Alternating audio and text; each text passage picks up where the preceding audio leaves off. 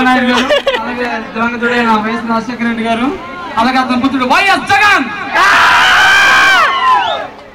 Immediate సరిగ్గా చేయగలిగినా చేయలేకపోయినా ఏమనుకోవద్దు. మొట్టమొదటిగా నారా చంద్రబాబు నాయుడు గారితో మాట్లాడుతున్నాను, దయచేసి వినండి.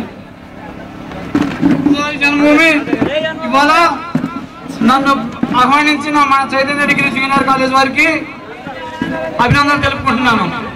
కానీ ఒక్కటి బాధగా ఉంది, అది ఏమిటంటే ప్రతిపక్షంలో ఉండాలని కూడా చూడకుండా వైఎస్ రాజశేఖర రెడ్డి గారిని కూడా ఆహ్వానించినందుకు చిన్న బాధగా ఉంది. కానీ రాజకీయాలు వేరు, ఫంక్షన్లు వేరు కాబట్టి వైఎస్ రాజశేఖర రెడ్డి గారితో కూడా మాట్లాడాల్సిందిగా కోరుతున్నాను. అధ్యక్ష,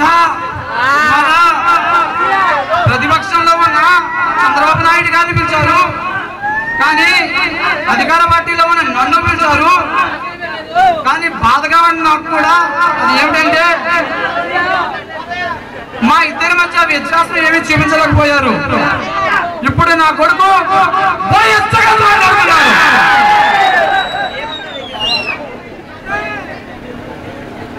ఇవాళ నన్ను వంటేను చేయడానికి నన్ను నమ్ముకున్న వాళ్ళను దివంగత నేత నాయకుడు రాజశేఖర రెడ్డి గారిపై విపరీతమైన ప్రేమమైన వాళ్ళను ఒక పద్ధతి ప్రకారము పార్టీ నుంచి పంపించడానికి సవాల్ చేస్తున్నారు. పార్టీలో ఉన్నా నారక యాతన పెడుతున్నారంటే ఇవాళ మీరే చెప్పండి, ఇది న్యాయమని అడుగుతున్నాను నేను, ఇది ధర్మమని అడుగుతున్నాను నేను. Thank you.